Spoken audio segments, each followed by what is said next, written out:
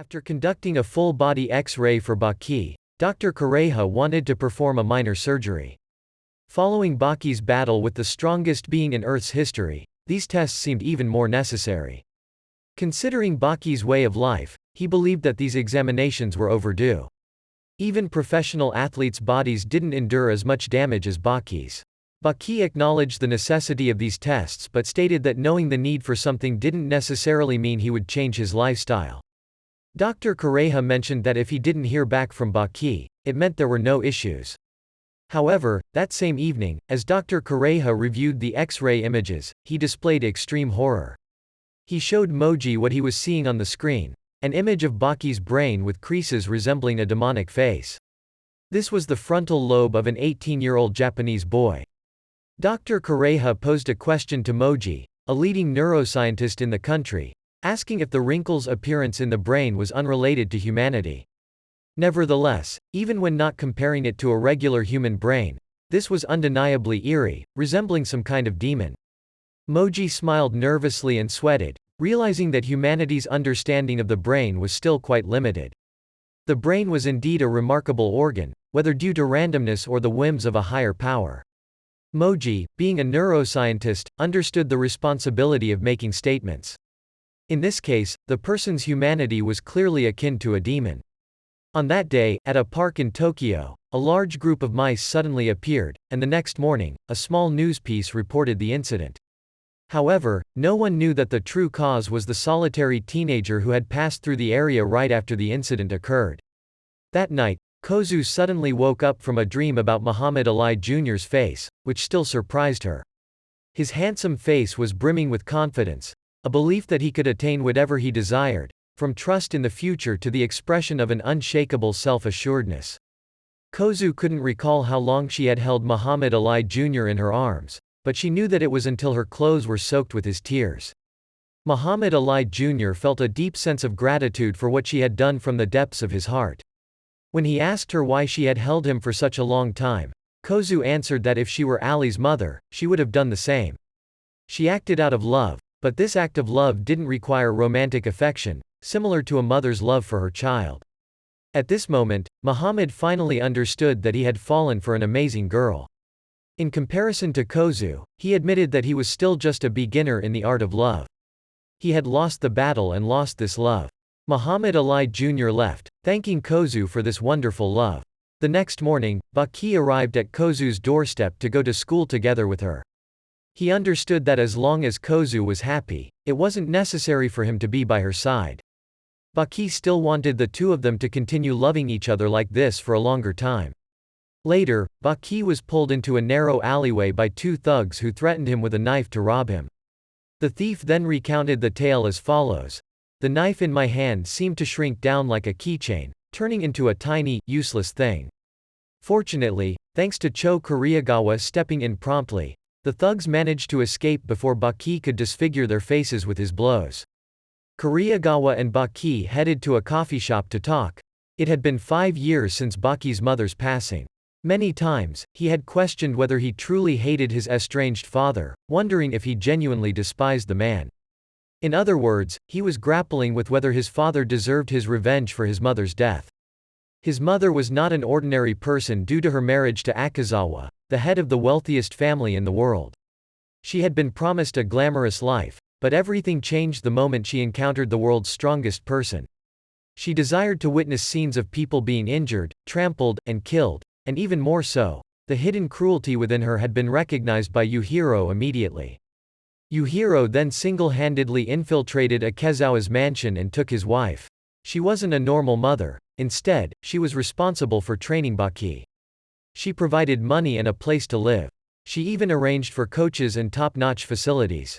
She raised and trained Baki to become an exceptional fighter, all for the strongest man's attention. In the eyes of Hanma Yujiro, she hardly paid attention to her own son. Instead of maternal love, she chose romantic love, and Baki was just a means to an end for her. However, the only thing Yujiro wanted was for Baki to become strong and challenge him. Yujiro stated that if Baki couldn't defeat him in their upcoming fight, his mother's worth would be deemed worthless. She yearned for her husband's affection and then blamed Baki for her unhappiness.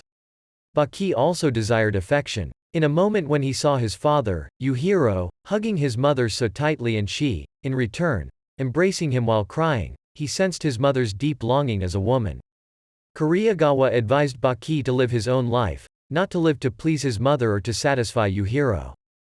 Baki recalled his mother's courage when she confronted Yujiro while he was striking her with his fists, sacrificing herself to protect Baki. Those words were enough for him, and he was ready to dedicate the rest of his life to living by them. At this moment, Yujiro and Biscuit Oliva were engaged in a battle in a prison in the United States. Yujiro directly threw a punch that sent Oliva flying. Oliva switched to wrestling and grabbed Yuhiro's hand, but he was easily pressed down by Yujiro to the point where he couldn't stand upright and had to kneel. Meanwhile, the former Prime Minister of Japan was bowing before Mitsunari. He mentioned that his resignation was due to a heavy sense of responsibility that sometimes made him feel regretful. Mitsunari asked how much weight it would take to alleviate this pressure for the former Prime Minister. This weight was measured in kilograms, not in currency units. Mitsunari handed over 300 kilograms of money, placed behind the former Prime Minister. If converted to Japanese yen, it would be over 3 billion yen. Because they believed him to be an honest person, Mitsunari upheld his demand to the Prime Minister.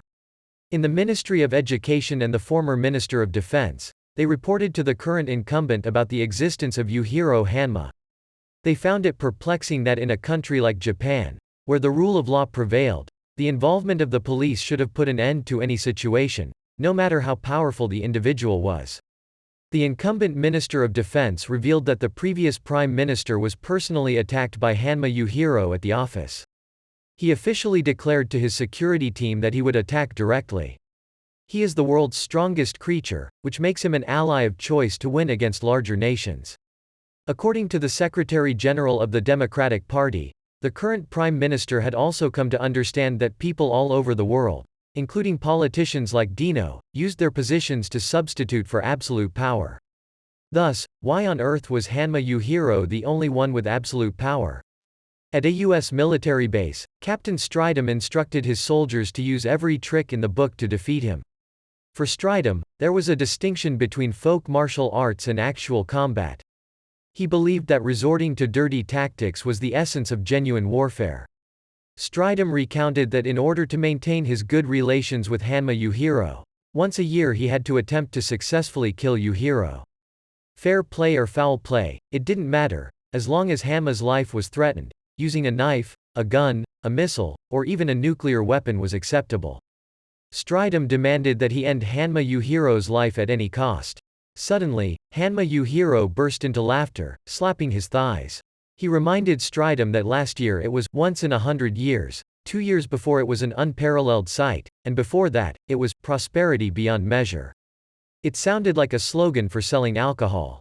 Unexpectedly, Yujiro swiftly kicked off Stridham's protective helmet and stated that Stridham had broken his promise because he had given up when facing Yujiro, thinking he couldn't win. As the helmet fell, the armor on Captain Stridham shattered into pieces due to the tremendous impact, and in the chaos, Stridham unintentionally triggered an explosive, causing him to tumble right in front of Yujiro. Meanwhile, Baki was in the basement of his own dwelling, still imagining and picturing in the darkness of his room. The wall in front of him held an image of his father, Yujiro. However, it wasn't enough, he needed more. Thinking this, Baki pushed himself to imagine the image becoming more realistic, resembling his father as closely as possible, stronger, faster, more fearsome, more cunning. In an instant, as the image of Yujiro lunged forward to deliver a punch, Baki retaliated with another punch. The collision that followed caused the entire city to shake as if experiencing a magnitude 3 earthquake. Yujiro paid a visit to Mitsunari and unexpectedly inquired whether he had recently undergone a health checkup. Mitsunari was deeply puzzled by this. Despite being the biological son of Yujiro and having dealings with his government, there had never been any special treatment shown towards him. So why would someone like Yujiro be concerned about an old man like Mitsunari? Yujiro maintained a resolute gaze towards Mitsunari. Moments later, he suddenly dropped a cigarette and collapsed onto a puddle of blood that had just spilled from his mouth. Hanma Yujiro has possessed a unique power for a long time: the ability to see the weaknesses of anyone within his line of sight. Retsu Kaio entered a boxing gym and requested permission to register. Seeing the manager's hesitation due to his disability, Retsu decided to demonstrate his striking power by hitting a sandbag in front of everyone in the gym. Mitsunari, who had regained consciousness and was being specially monitored by Dr. Kureha, was present. Meanwhile, at the championship boxing center, Maniakio, a middleweight champion, stated that he didn't watch matches but rather focused on the training area where extraordinary things happened during practice. Maniakio noticed the shredded sandbag that Retsu Kaio had attacked. Realizing that Retsu Kaio was observing him from the opposite mirror, Maniakio held his breath and displayed a desire to fight. When asked, Retsu Kaio agreed and mentioned that he wasn't bothered at all. Retsu Kaio propelled himself from the ground and leapt onto the training mat. Others helped him prepare by putting on gloves for the match. Retsu Kaio argued that trainer Fukama was wrong in saying that martial arts and boxing were different, as using fist strikes was also kung fu. However, it was incomplete, and Retsu Kaio was willing to teach Maniakio this aspect. In a moment, Maniakio lunged forward with a right punch, but Retsu Kaio used his prosthetic leg as a pivot and swiftly turned, delivering a straight strike to the center of Maniakio's nose, instantly knocking him down. Maniakio admitted to his trainer that he was defeated that day. At the Shinshinkai-kan, Katsumi is practicing his bagwork with a hovering nylon bag.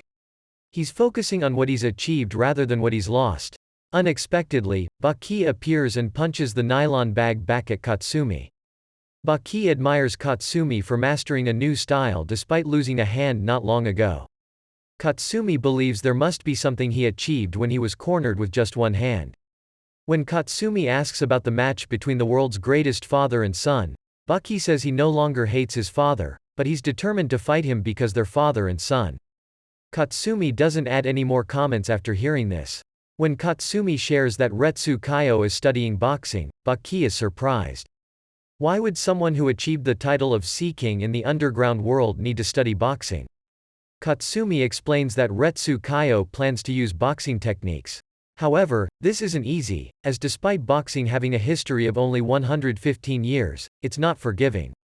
It will challenge both Retsu Kaio's present and future. The next day at the boxing center, Retsu Kaio continues his training his way. His trainer instructs him to get ready for a sparring match with a genuine heavyweight fighter. When the bell rings, Retsu closely observes his opponent. He's much bigger, weighing about 15 kilograms more than him, yet his movements are smooth despite his size. Suddenly, the heavyweight boxer throws a punch that pushes Retsu Kaio back. His speed and strength are impressive, but his bone structure is weak. Retsu Kaio uses his forehead to meet the punch, targeting the opponent's forearm, breaking it. He counts to 3, targeting not the weak spots but the opponent's forearm, causing it to shatter. Meanwhile, Major Stridum is having a meal with Yujiro at the King restaurant. Upon hearing that Baki wants to have a meal with his father, Yujiro becomes furious. Even Stridum, hearing this for the first time, can't help but be surprised. Baki's wish is for his father and him to sit down for a meal or even argue like a normal family. The incumbent Prime Minister of Japan arrived at Haneda Airport to welcome the delegation of US President Barack Obama for a meeting. The agenda of the meeting was about Hanma Yujiro, and the Prime Minister sought support from the heads of state in this matter. The heads of state were still wondering who had the capability to confront Yujiro when President Barack Obama explicitly stated that it was his own son. However, there was still something that the heads of state couldn't understand. If they had the strength equivalent to 2 nations and the confrontation was essentially between a father and son, then why didn't they let them resolve it on their own?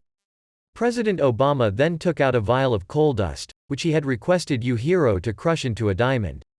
Hearing this, the other heads of state couldn't hide their horror. At this moment, Hanma Yujiro suddenly appeared before them without anyone realizing. The heads of state gathered there could only remain silent and accept the situation, implying that their security had been completely nullified. Hanma was furious upon hearing about Obama's lies to the other heads of state. Yujiro demanded that Obama extend his right hand and crush the glass vial containing coal dust, turning it into powder on his palm. Yujiro asked Obama to repeat this action in front of everyone. When Obama took an oath not to interfere in Yujiro's life, he was questioned why the heads of state were intervening in the family affairs of ordinary people. Obama hurriedly requested to say a few words to Yujiro. They emphasized that the confrontation between the two could be seen as a war between two nations. Therefore, they had to protect the people, regardless of their race. After that, Yujiro turned and left, warning the heads of state to stay away from his sight. The fight match arranger, Kaiser, has arrived at the airport in Japan. At the boxing center, Retsu Kaio is standing, having just finished training for a few hours. Suddenly, Kaiser appears, surprising everyone present. Kaiser expresses disbelief at what he has heard, but now that he's seeing Retsu Kaio in person, he understands the situation. Kaiser has been in this profession for 4 to 5 years, yet he has never seen muscles like Retsu Kaio's. He asks Retsu Kaio to demonstrate his strength, requesting to witness it firsthand. Retsu Kaio steps forward and dons a pair of boxing gloves, the largest available. He throws a punch, but suddenly pulls it back, causing the glove to be pierced right in front of Kaiser. Kaiser is astonished, but Retsu Kaio feels ashamed for choosing his oldest tooth to destroy the glove. While he is self-criticizing, the other fighters present understand a crucial point: boxing gloves are designed not to be torn. Kaiser holds up the torn glove and asks if anyone in the center can do the same as he did, to pierce a glove with a single punch. The glove is a symbol of boxing, yet he effortlessly destroyed it. Kaiser believes that this act symbolizes a comprehensive war between the 4,000-year-old kung fu martial art of China and the 150-year-old boxing. He states that there will be boxers in his domain who will make Retsu Kaio tremble in fear.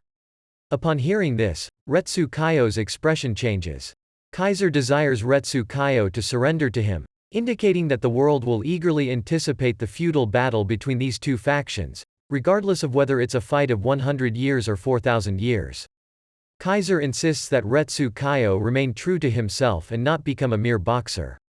Although there won't be any championship belts for him, the world's wheels of destiny seem to have momentarily halted, waiting for a unique impetus from Kaiser to start turning again. And so, Retsu Kaio set off for the United States along with his coach, Fukama. After finishing his training, Baki spent time preparing a hearty breakfast in front of him. In his imagination, his father's image scolds him for the salty miso soup. The imaginary Yujiro gets angry, flips the table, but Baki manages to flip backwards and the scenario unfolds, a typical confrontation between father and son. Suddenly, Kozu appears at Baki's doorstep, calling him outside for a walk and a chat. Baki later returns to the training house and imagines a gecko on the wall as his master. He admits that his current strength is not on par with it yet.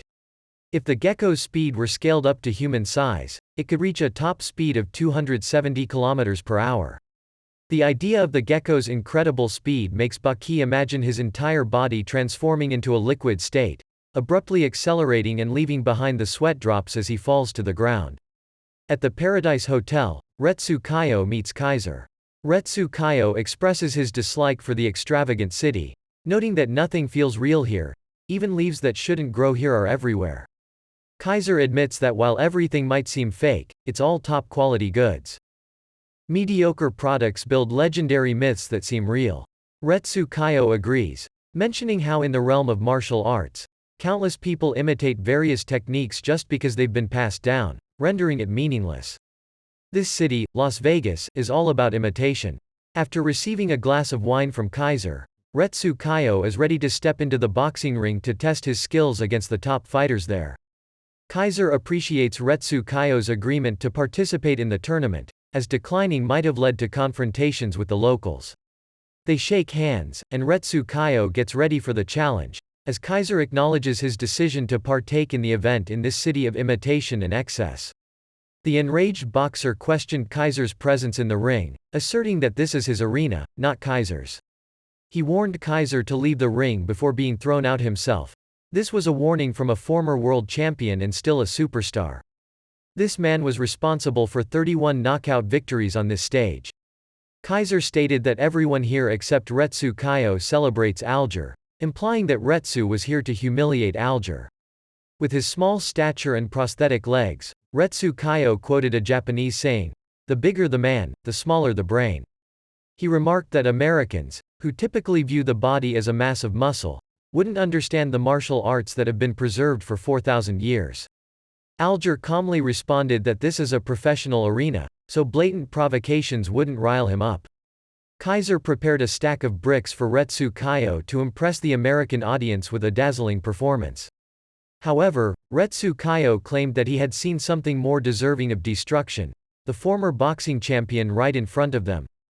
Alger, upon hearing this, didn't hold back and delivered a powerful punch that shattered the stack of bricks, amid the cheers of the audience. Alger revealed that his career began with karate, and he was willing to engage in a bare-handed fight if Retsu wanted. In a surprising turn of events, Retsu shattered the remaining bricks with his hands to the astonishment of Alger and the spectators. This was the dragon facing off against the gorilla, a historic and magnificent showdown, a performance unlike any other. Retsu Kaio warned the press about his background. He entered the White Horse Temple at the age of 4 and devoted every day to training. He didn't possess any official competition records because all his matches were informal. He never counted his victories or defeats. His fighting style was based on proportional strength rather than win-loss ratios. Retsu also admitted to the press that he had never competed in matches with formal rules, so he didn't understand the regulations of boxing. For him, it was simply a matter of determining who was stronger. When asked about his lost leg, Retsu Kaio mentioned that he lost it in a duel with a friend. When Kaiser was asked about the rules of the fight, he stated that they would base their match on the strength of their punches. He straightforwardly revealed that the rules of the fight would depend on what the participants decided. This was merely a demonstration, nothing more. Coach Fukama was furious, accusing Retsu Kaio of disrespecting boxing. He demanded that Retsu Kaio dodge one of his punches. He then delivered a swift punch that caused Retsu Kaio's nose to bleed. Fukama noted that if it had been Alger, he would have been knocked out. Fukama advised Retsu Kaio to decline the fight, as it would be a polite way to treat a former champion. However, while trying to open a beer can with his hand, Fukama realized that his hand had been folded inward by Retsu Kaio without him noticing. Retsu Kaio apologized to Fukama and corrected his hand position, leaving Fukama in shock. From the beginning, Retsu Kaio had no intention of dodging the punch, as he understood Fukama's anger entirely. The punch served as Retsu Kaio's way of punishing himself for hurting Fukama's feelings. However, Retsu Kaio also hoped that Fukama would understand his passion for martial arts. Seeing Retsu's sincerity, Fukama found no reason to refuse and decided to stay in Las Vegas for a while longer. Today is the day of the public match between Alger and Retsu Kaio. Alger is feeling confused as it's his first time performing in front of the public in an entertainment setting. Retsu Kaio, on the other hand, finds the entertainment industry here quite puzzling, especially when his opponent pretends to be angry to appear more captivating. To him, it all seems like a cheap act, a theatrical performance that he knows he can't win, yet he's still participating. Retsu Kaio is rather surprised when Alger confidently declares that he's ending his act now and will be serious from this moment on. As the bell rings, Alger charges forward unexpectedly with lightning-fast speed. Recognizing his opponent's agility despite his size, Retsu Kaio turns and positions himself at a corner of the ring. Alger is surprised because Retsu Kaio has strategically placed himself in a vulnerable position within the boxing ring, known as a corner. Retsu Kaio clarifies that he's not lowering himself, he's simply standing. Retsu Kaio has no intention of fighting Alger, nor does he intend to punch or be punched by him. He boldly declares that he will win without even throwing a punch. Alger, the giant, is intrigued by this mysterious fighting style he has encountered and thinks he will break it instantly. However, when Alger lunges to punch Retsu Kaio, he finds his vision blocked by Retsu's gloved hand. Confused, Alger attempts to move Retsu's hand away, but another hand of Retsu's covers his vision. Overnight, Retsu Kaio has become the most noticed Chinese figure in the United States. Kaiser comments that since morning, his staff has received numerous interview requests. After the match, Retsu confidently mentioned that their boxing technique is still in its infancy, easily exploitable by grappling techniques or punches that lack impact. Kaiser believes this statement has turned the world against Retsu Kaio. Furious, Retsu Kaio kicks Kaiser's glasses off. What Alger finally remembers is a photographer capturing the moment before Retsu Kaio's punch rendered him unconscious. This news makes the front page of an American newspaper. Baki is preparing a cup of coffee for himself when suddenly, Yujiro appears, leaving him quite flustered. Yujiro immediately pours another cup, and before Baki can fully comprehend the situation, Yujiro is already seated, waiting for Baki to serve him the coffee. Without a word, Yujiro takes the cup and drinks the coffee in one gulp. Is this the father-son relationship Baki is pursuing? Baki explains that he can't find a single moment when he doesn't fear his father, Hanma Yujiro. He has both admired and resented Yujiro, but they are father and son. So, when they fight, it won't be just a battle. Both have agreed to the best terms for the fight, living their lives normally until a trivial matter ignites a small disagreement, eventually escalating into a big argument. Despite the suppressed hatred, the fight cannot be prevented. Yujiro understands the situation and senses tension in the air. Could this be the moment for confrontation? However, Yujiro is curious as to why the coffee served by Baki is so terrible. He senses a strange provocation. Baki immediately apologizes for not inviting his father with a better cup of coffee, expressing his regret for Yujiro's effort in coming there. Witnessing this scene, Yujiro can't help but hide his surprise. He believes that his son isn't interested in family harmony and doesn't understand it either. Baki brushes off those concerns and asks Yujiro to make him a cup of coffee. Yujiro stands up and splits the wooden table in front of Baki in half. He says that if that's the case, Baki should force him to make coffee for him. If he refuses, Baki should slap him until he complies and follows his orders. If he can achieve that, then Baki can also make Yujiro cook him a meal. Baki yells loudly and instructs Yujiro to gently close the door on his way out.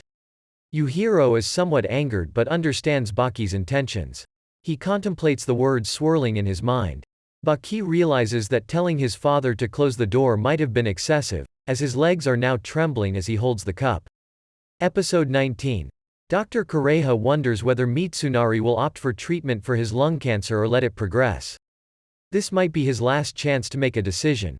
Mitsunari takes a puff of his cigarette and states that there's no other choice because he's chosen a path without regrets. Meanwhile, Baki encounters Shiba on the street. Shiba directly challenges Baki to a fight, revealing a tattoo on his back as he removes his shirt and then throwing a punch at Baki. Baki effortlessly dodges the punch and counters with one of his own, hitting Shiba in the face and knocking him down instantly. Baki questions the reason for attacking him and Shiba explains that he received orders from Hanayama to fight Baki. When asked for the reason behind this, Hanayama just laughed and said whether the reason really matters. Shiba, now back on his feet, praises Baki. However, Baki warns Shiba that this will be the last time he counters without hurting him. Ignoring the warning, Shiba charges again, attempting a kick to Baki's face, but Baki swiftly repositions himself, and with the palm of his hand, slams Shiba's head onto the ground. Shiba realizes the seemingly insurmountable gap in strength between them. As Shiba tries to get up and execute another attack, Baki rapidly strikes a few more times, rendering Shiba unconscious on the spot. Although there are still unanswered questions, Baki decides to leave, leaving the unconscious man on the ground. Retsu Kaio is now watching the match of a professional boxer known as Smoke, Joe Cruiser, who will be his next opponent. After winning the amateur boxing championship, Joe has moved up to the professional level, winning and losing fights as he built his career and climbed the ranks. When offered the chance to fight for money, Joe readily accepts. Kaiser comments that Joe is an interesting opponent due to his lack of talent. In a casual conversation, Retsu Kaio agrees that Joe doesn't possess much talent, but compensates with his attractive appearance. He's not highly talented but not completely devoid of talent either. He's short in stature, but despite that, he refused to give in to desperation and overcame life-threatening obstacles. Fukama remarks that Joe Cruiser's perseverance is admirable. Suddenly, Muhammad Ali knocks on Retsu Kaio's door to have a chat. Ali explains that he's there to prevent Retsu from getting involved in the world of boxing, as the fear brought by kung fu combined with boxing is not something he wishes to see. He shares his observation that often boxers fall a bit short of the descriptions made about them. Ali's old nickname was the Phantom, and he mentions that even in slow motion, his punches were visible. He contrasts this with Joe Cruiser, suggesting that when Joe's smoke-like attack combines with his 4,000-year-old Chinese martial arts skills, Retsu will likely be surrounded and struck by the smoky aura, and then ultimately hit by Joe's devastating left hook. However, Retsu is resolute that he's not daunted by this threat. When Retsu stands before Joe Cruiser, he senses a dominating presence despite Joe's smaller stature, standing at 1.8 meters and weighing 92 kilograms. Even for an Asian, these measurements aren't exceptional. However, Retsu perceives an overwhelming presence emanating from Joe. Fukama comments that even though he hopes Retsu will lose, the opportunity to face his idol, Joe Cruiser, from the corner of the opposite stage is an honor that Retsu has granted to Fukama. After the bell rang, Retsu Kaio moved towards Joe Cruiser to launch an attack, but he was unexpectedly hit with a perfectly timed counterpunch from Joe, leaving him feeling disoriented. Retsu recognized Joe's series of attacks and managed to block them, yet his body and internal organs began to suffer damage. Within Joe's seemingly soft and supple boxing gloves lay a hidden sharpness akin to a dagger. In the next moment, Retsu Kaio threw a punch at Joe Cruiser's face, only to be countered by Joe's left hook, causing him to fall to the mat. Retsu Kaio felt the impact of the blow and sensed the force of the collision. He gradually realized that Joe's secret lay in his gloves, which were causing more significant brain trauma compared to punches delivered with bare hands. The intense shaking of his head within Joe's gigantic hand made him comprehend the true power of top-tier boxers. The actual strength stemmed from their use of gloves, efficiently channeling the force by flexing their muscles to augment the impact's weight. Boxing started as a bare-knuckle combat sport, but to become a safe and healthy sport, it couldn't go without boxing gloves. Retsu Kaio is extremely confused because he doesn't know what to do now. Baki returns home and encounters Shiba waiting outside. He questions why Shiba keeps seeking trouble with him, whether for training or arguments.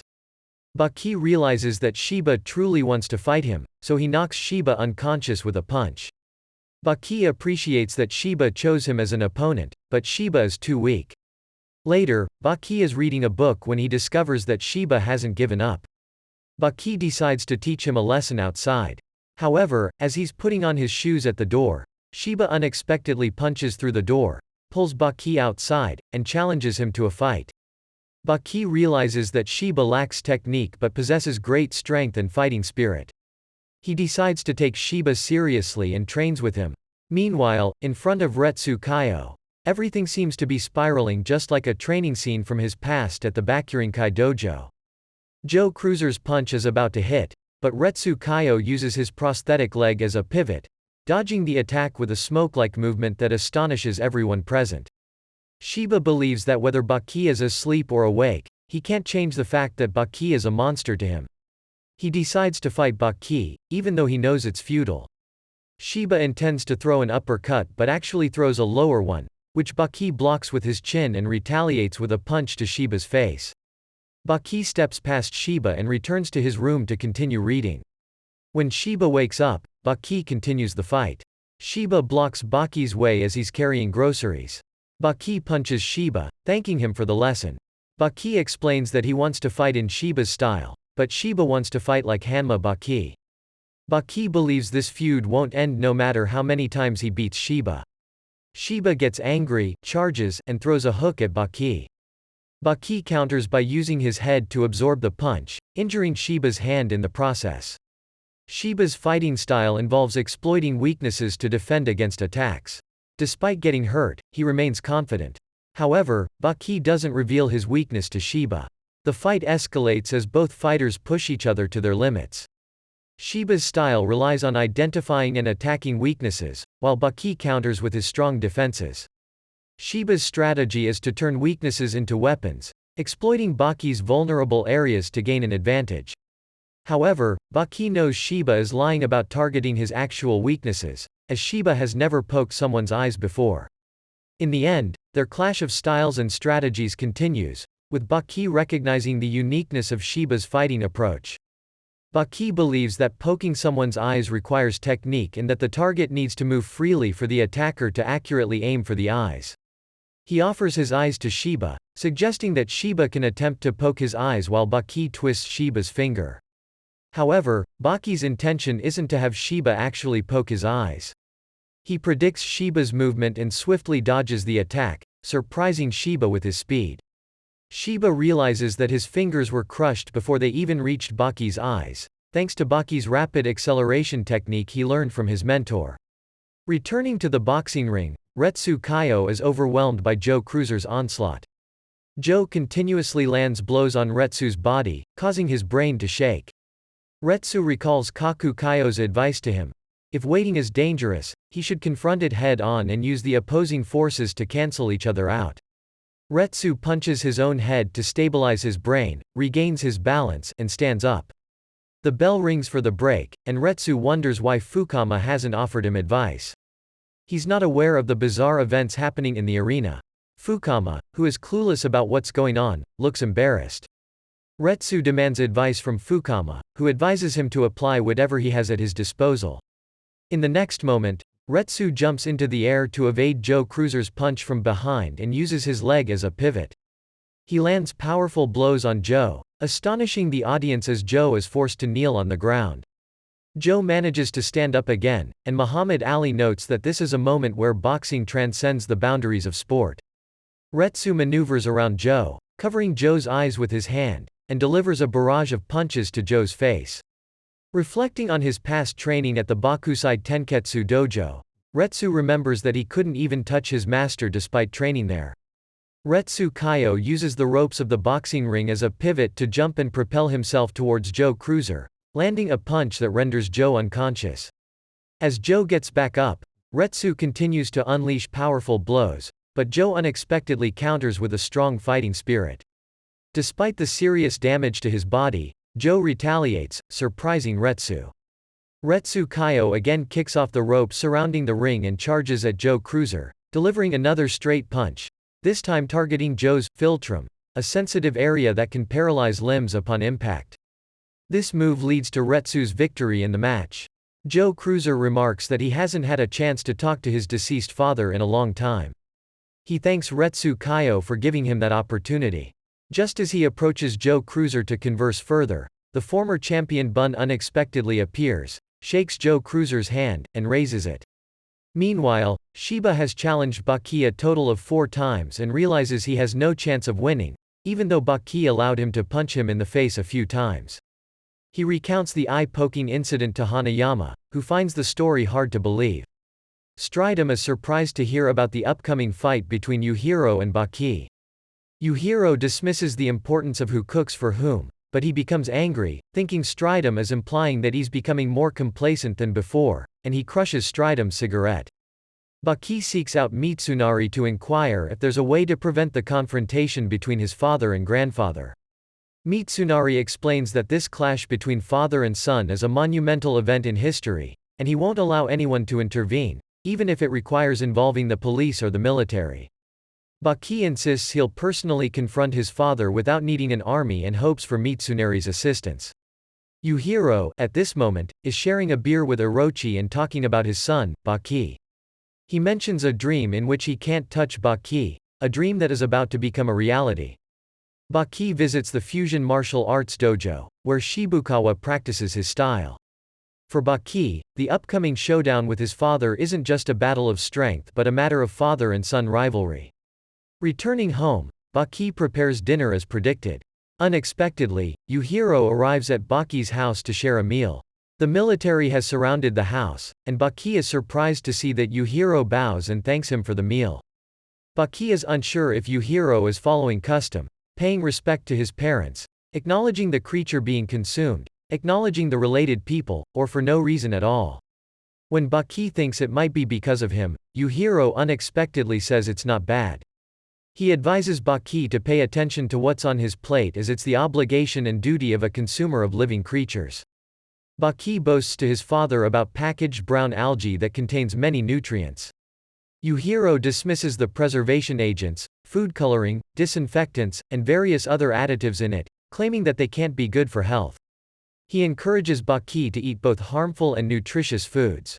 This leads Baki to shed tears of surprise, as he never knew his father's mastery extended to the dining table. For the first time, Baki feels proud of his father and decides to play a big move by asking the old man to do the dishes. Yujiro finishes his meal and once again bows his head, but this time, he asks Baki to wash the dishes. Just as Baki thinks he's about to face his father's wrath for his cheekiness, Yujiro surprises him by raising a fist. However, what Yujiro wants is a game of rock paper scissors. The loser has to wash the dishes. In the end, Baki throws rock while Yujiro throws scissors, so Baki wins. But Yujiro surprises him by using the scissors as a pair of tongs, forcing Baki to switch to paper. Thus, Baki ends up having to wash the dishes. Yujiro notices the police officers lurking around his house and threatens them before leaving.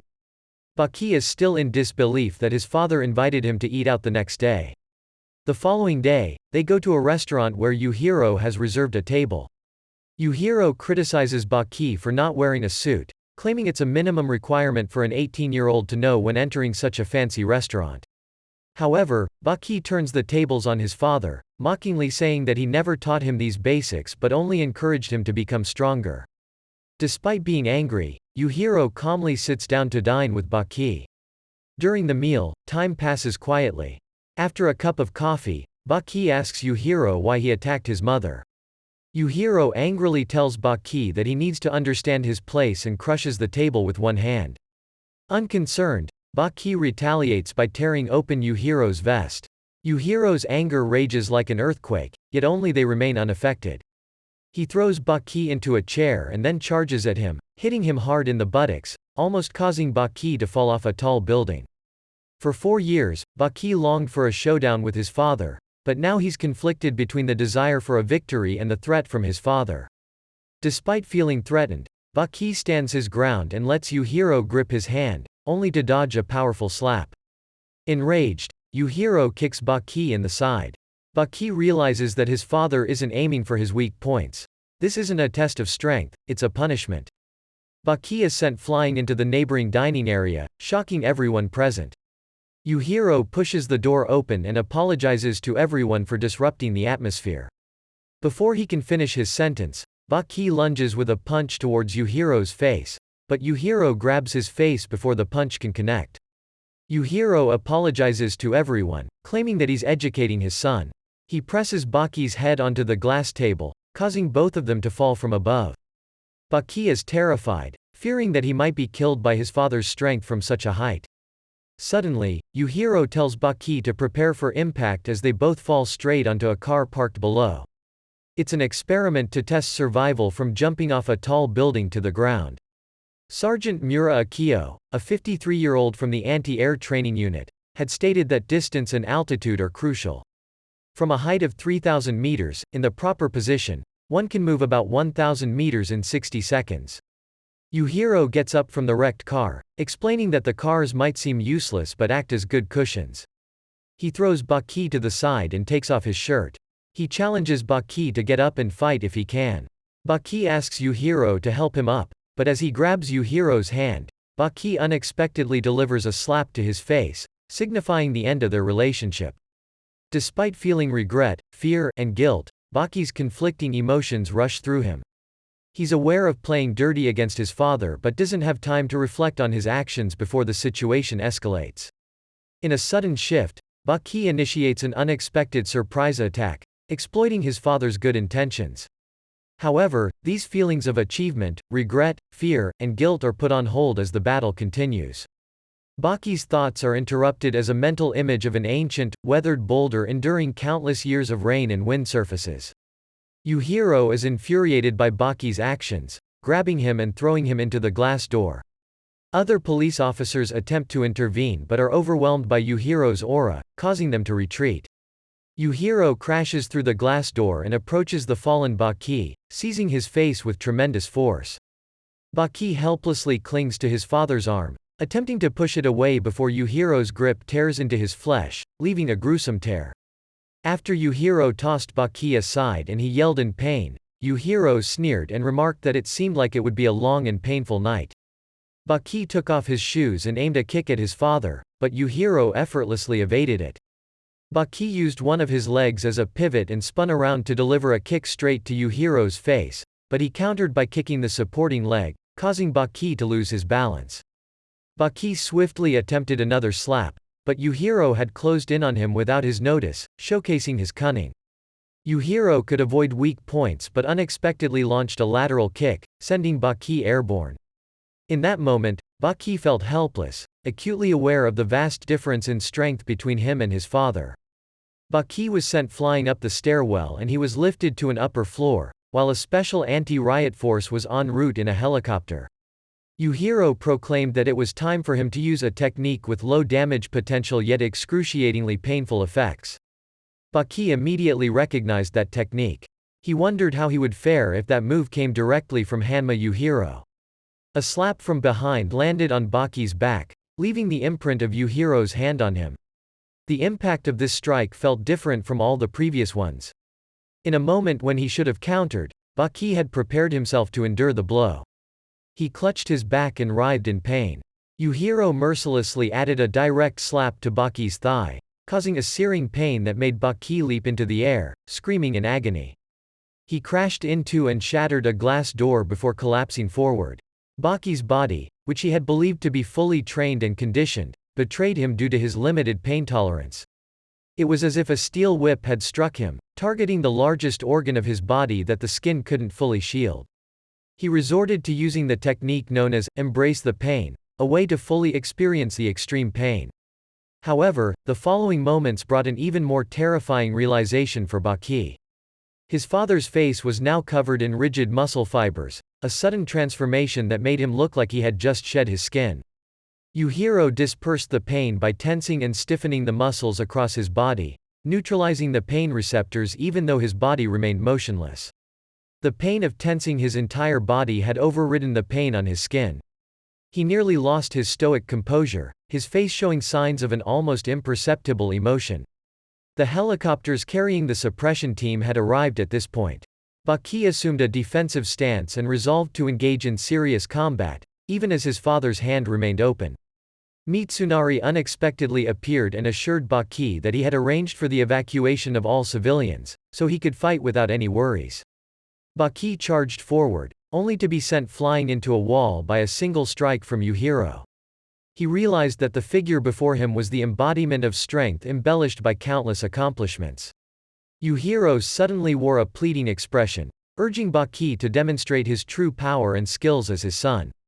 Baki relaxed his entire body, including muscles, internal organs, and bodily fluids, before immediately accelerating to the speed of a superfast levitating train. He pushed himself to the limit, causing even the rigid muscles to melt away. In the recesses of his teenage mind, the once solid fibers of his muscles transformed into liquid, and he imagined himself as a fluid that evaporated. This was the ultimate manifestation of his maximum acceleration, a state that he had only glimpsed before. Baki wondered how his father felt about the technique he had just displayed, reaching a speed of 270 km per hour, about 168 miles per hour. The acceleration technique propelled Baki backward, piercing through the glass and stepping on the glass with his bare feet, leaving no trace of blood. Yujiro realized that his son had cultivated to an unimaginable level. In the following moment, Baki kicked off the wall and launched a flying kick at Yuhiro's face, following it up with a double kick that pushed him into the restroom. Baki rushed forward and tightly embraced his father. Yujiro wondered where Baki had learned the super acceleration technique. Many fighters and martial artists in the past had attempted this relaxation technique, but none had reached the liquid state that Baki had achieved. Yujiro started to move, clutching Baki's waist, and threw him backward. As Yujiro stepped out of the building, he suddenly noticed a group of youths who were aware of the urban legend about the world's two strongest father and son. They had gathered around the building to observe the battle's progress. When Baki fell from the building and got up, he realized that he was surrounded by countless cheers. It all began with a breaking news report that alerted reporters to an urgent situation at the Park Hillen Hotel in Shinchokyo, where the riot police and defense forces were sealing off the area. Interestingly, the reason behind this seemed to be a brawl between a father and his son, with both falling from a high floor of the hotel. The defense forces had been deployed at the scene, and the story was being presented as a scuffle between a father and son. Those who knew about the urban legend of the underground arena and the legendary Hanma father and son had come to witness this unparalleled fight. Even for Yujiro, with his keen intellect, the situation seemed beyond imagination. Moreover, the nearest train station was teeming with spectators, and the crowd was undoubtedly increasing incessantly. Of course, this wasn't the first time he had engaged in a public confrontation. However, the atmosphere was peculiar this time. Yujiro leapt from the building and stood facing Baki. He requested that everything be stopped right there, but Baki disagreed. He believed his father was wrong and mocked Yujiro for making a mistake in front of everyone, which would be quite embarrassing. He suggested that they temporarily halt the situation. While Yujiro was still stunned by his son's response, Baki swiftly moved forward, launching 3 consecutive strikes at him. The innocent spectators were unable to keep up with the speed of Baki's attacks. As the dust settled from the impact, Yujiro realized that his son wanted to convey that the fight couldn't end with just one party's agreement. Both sides needed to consent before that happened. Once they were already in a fight, they had to follow through with it. The only way left was to engage in combat. Yujiro wiped blood from his mouth and spat it out. He couldn't recall the last time someone had made him bleed. Baki's respect for his father was evident in his 3 targeted attacks on weak points. Baki then transitioned into his super acceleration state and charged straight at his father. However, in the next moment, Baki realized he hadn't even left his starting position yet. Yujiro punched him squarely in the face, causing tears and blood to flow from Baki. Onlookers were taken aback as they saw Baki being sent flying about 10 meters by his own father. Yujiro leisurely walked toward Baki. Just as Baki was getting up, Yujiro delivered another powerful blow.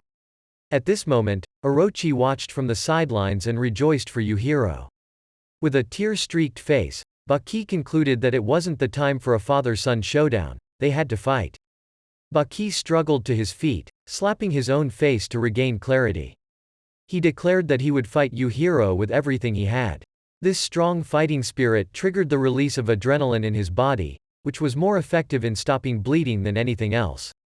This was precisely why trainers never stopped provoking their fighters, to stimulate their fighting spirit and make them bleed. Baki propelled himself into the air, preparing to deliver a powerful kick to Yujiro's lower body, but Yujiro managed to block it.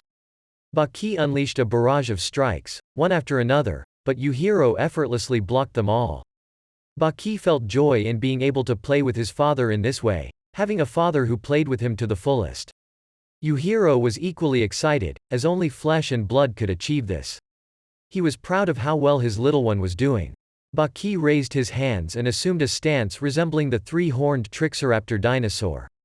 From a distance, Pickle observed the battle between the Hanma father and son and immediately rushed towards them.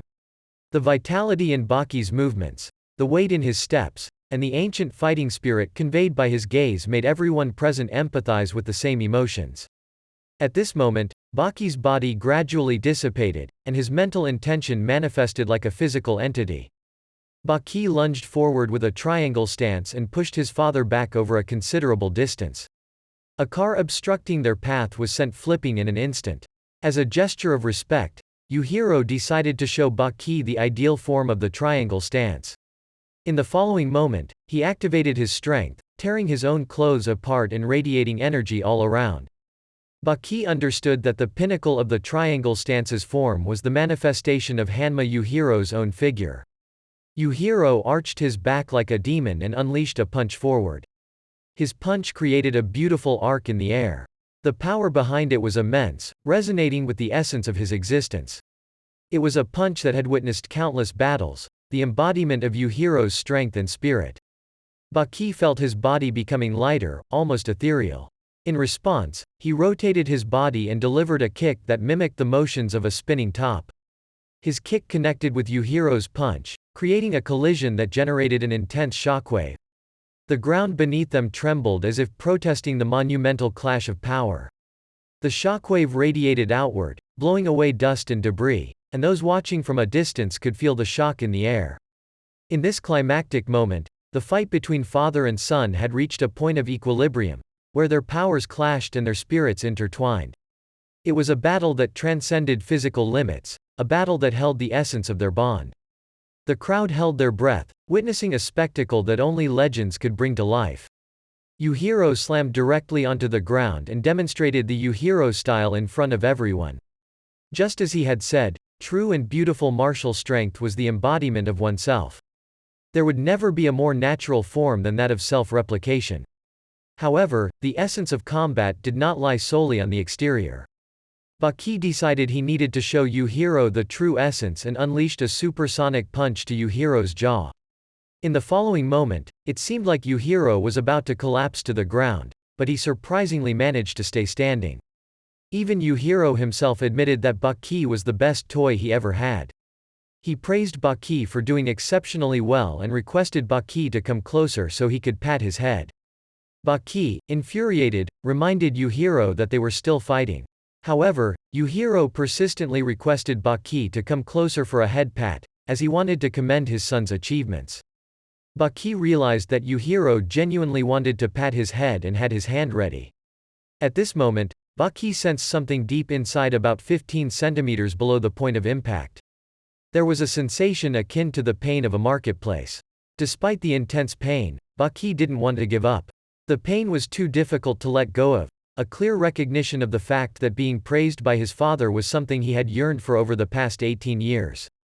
The sense of accomplishment and recognition from his father were overwhelming feelings for Baki.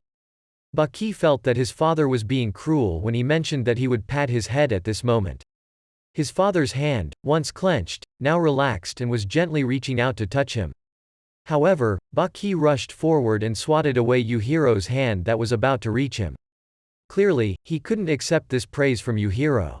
Yujiro stated that this was a unique opportunity for Baki to experience the essence of strength. Suddenly, he embraced Baki with his right arm and asked if Baki had missed the moment to activate his consciousness. In the next moment, Yujiro squeezed Baki's right arm fiercely, causing him to cry out in extreme pain. Strength is the realization of one's own desires, a facet of oneself that seeks to be indulged. Without saying a word, the young man struggled to break free from his father's grip. Baki launched a kick towards Yuhiro's face, but he used that very leg to slam Baki's head. He stated that he had the freedom to kill Baki and that his affection for him made no difference, whether Baki refused or not. With these words, Yujiro tossed Baki into the air, spinning like a top. Yujiro spun around and delivered a swift kick to Baki's abdomen, lifting him into the air. He used his leg to lift Baki's chin and then tossed him into the air again, following it up with a punch to the stomach. Baki was now unable to stand, and his condition was dire. Suddenly, both of them noticed Pickle's presence from behind. Before Pickle could fully comprehend the situation, Baki landed a punch on him, breaking his jaw. Pickle, unfamiliar with modern rules, knew not to interfere in the battle between formidable opponents. He retreated to a corner and silently observed the fight between the two. Baki apologized for his recent unsightly display. In that moment, Yujiro advanced, and with the limited time, his son predicted and blocked the strike. However, Yujiro had already anticipated that his son would block the attack. He stomped his foot to force Baki to stand up and swiftly executed a sideways kick, creating a cloud of dust. Both fighters put their hands in their pockets. Yujiro challenged Baki to guess correctly and demonstrated the fastest attack technique akin to gunslingers in the Wild West. Just half a second before Baki launched his technique, Yujiro promised to end this foolish game by putting his hand in his pocket and observing closely, ready to draw his hand out instantly, like a sword waiting to be unsheathed. Even at this moment, an immediate action was possible. Suddenly, Yujiro announced that there was no need to wait for the half-second interval and decided to attack. He instructed Baki that he didn't need to rush like he did half a second ago when making his decision. Yujiro would count down from 5 seconds and when it reached 0, he would declare his attack. Yujiro told his son to prepare himself mentally for the upcoming event. The fastest attack was even faster than 1 second. Ultimately, the swiftest action wasn't about pulling the hand out of the pocket, but keeping both hands at the same level and lowering the body to retrieve the hand. This action was similar to drawing a sword while keeping the hips open, touching the floor as the blade leaves the sheath. In the moment when Yujiro aimed his punch at Baki's face, Baki mimicked the attacking motion of a tiger's jaw and firmly locked him on the ground. This move was called the Tiger King, a remarkable offensive technique. Baki keenly sensed his father's elongated neck beneath his knee and the feeling of having his father's arms immobilized. The sensation of accomplishment was even greater than his own self, and the emotions were powerful. Baki suddenly noticed his father's right arm being raised, and as Yujiro clenched his fist tightly and abruptly struck the ground, Baki's head jerked up. He felt the impact of his father's hand hitting the asphalt directly. This action propelled Baki to the side and released him from the hold. The superhuman didn't perceive the ground and asphalt in the same way as others. If they fought on gelatin or in a technical wrestling ring, holds would lose their effect. Baki declared that he was willing to do whatever it took, even if it meant wetting his pants while crying, to win against his father. Baki lunged forward and spun to deliver a kick, but Yujiro effortlessly dodged his attack in midair and countered with a swift strike. However, Baki managed to block it once again. Both father and son landed and assumed their stances in front of each other, leaving the onlookers in awe and astonishment. Yujiro gave praise to Baki, recognizing that half-hearted efforts would not awaken the dormant genetic potential within him. Yujiro decided to push Baki's hidden power to develop further. In the following moment, Yujiro used his strength to deliver a blow that sent Baki soaring into the air and crashing down onto a car, rendering him unconscious. At the Egyptian pyramids, an archaeological team led by Professor Chris discovered a bas-relief depicting a man with the back of a demon. Another image portrayed the same man surrounded by countless spears pointing towards him, symbolizing the combat prowess of demons. Yujiro relentlessly unleashed hammer-like blows upon Baki, creating impacts akin to dumbbells hitting a car behind him. The car behind Baki was completely destroyed. Concern grew among onlookers that Yujiro might kill his own son in this state. Baki realized belatedly that he was engaging in combat with a superhumanly violent adversary, one capable of instilling fear even in a powerhouse nation. Despite showcasing his strength, Baki realized there was no chance to defeat Yujiro. In that moment, he sensed the presence of the little demon on his back. Baki crawled up before his father. Suddenly, both of them noticed someone observing them from behind. It was the spirit of Baki's paternal grandfather, a person of considerable influence. His grandfather inquired whether Yujiro had lost his way by engaging in a battle against his own son. Mitsunari also recognized this man, the one who had defeated the United States even before Yujiro.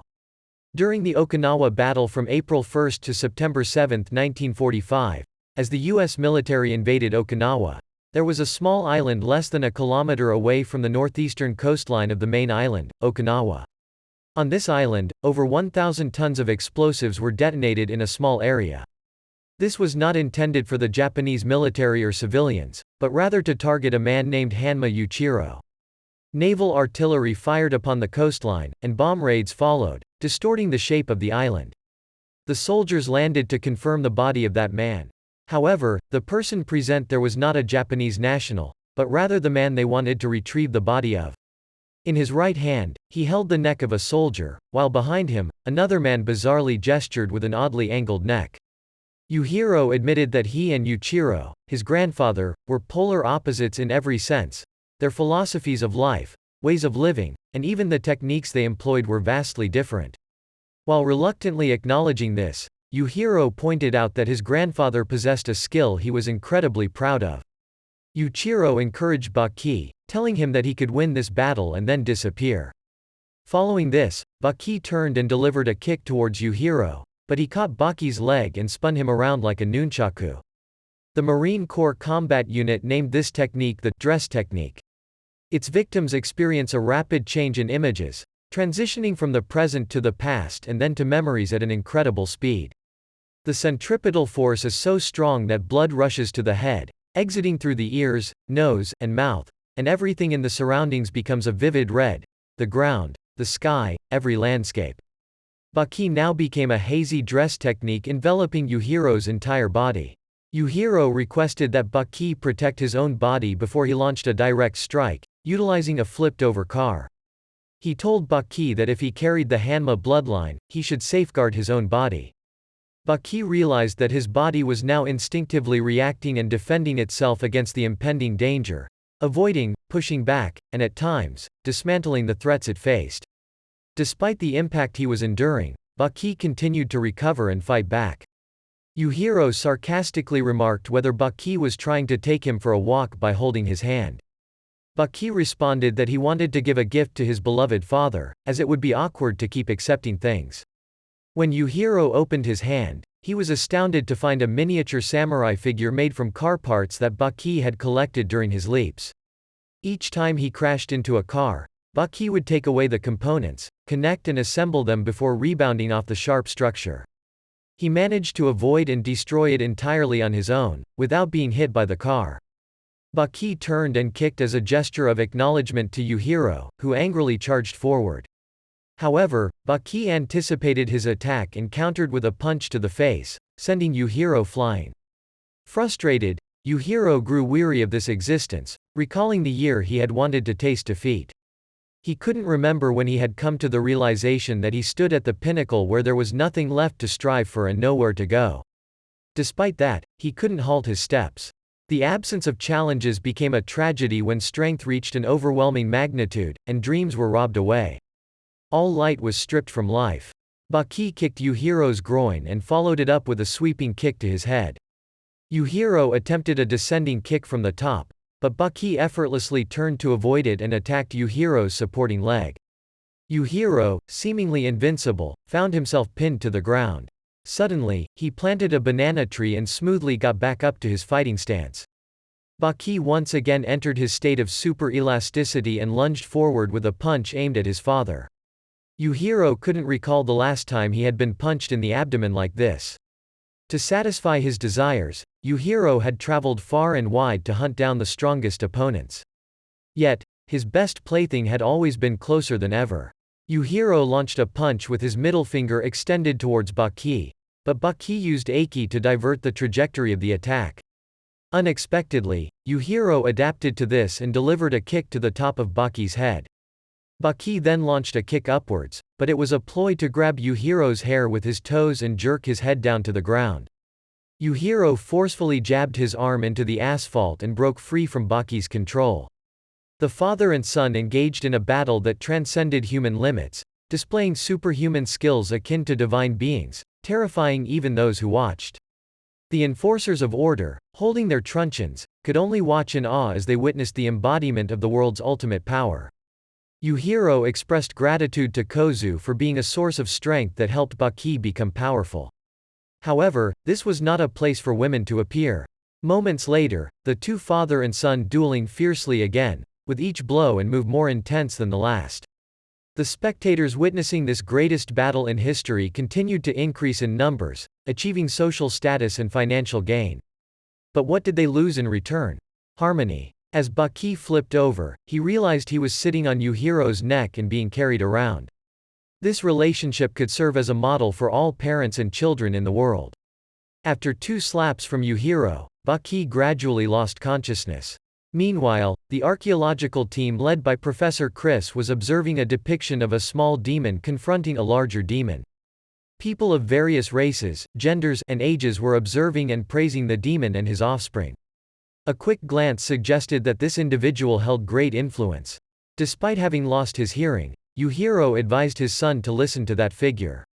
What Yujiro and Baki were about to do was not a continuation of the events that had happened before, nor was it a true beginning.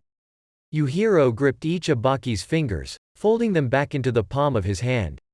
This gesture bestowed upon Baki the ultimate and ancient weapon of humanity, a strength that he would never forget, a beginning of a new chapter. The first lesson his father taught him was to discard defense, to shift his center of gravity forward and channel his energy into delivering a punch. Everything else was deemed irrelevant, as the clenched fists they hurled represented all existence transcending the boundaries of their beings. Both rushed forward and punched each other straight in the face, testing their strengths in an uncompromising manner. The sound of their hand joints colliding resonated throughout the night, likely the loudest noise the two had generated that evening. Separating oneself from danger and subduing the opponent before them was the essence of martial arts, abandoning defense, focusing on vulnerabilities, and embracing the incoming strike. This wasn't just martial arts or combat sports, it was a contest of raw male strength.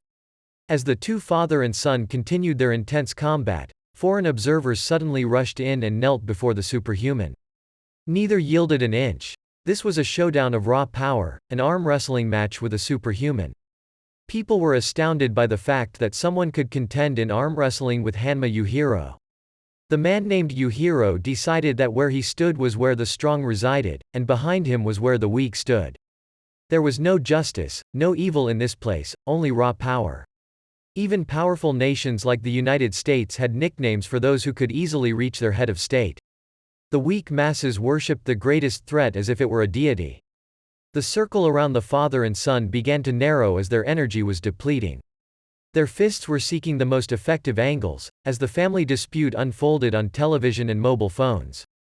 Baki's punches were like a storm, but Yujiro merely extended his hand, accepting everything from his son. Baki's clenched fists pounded at Yujiro, but he only held his ground, taking it all in from his son. The impact of Baki's punches reached Yuhiro's body, and this connection between them was the only link left between father and son. This was their chance to communicate, so regular punches were mundane. Baki decided to punch as if embracing his father, just as Yujiro embraced him tightly and crushed him, breaking his ribs. Indeed, his father was remarkable. Baki wondered how many times he had praised his father's greatness tonight.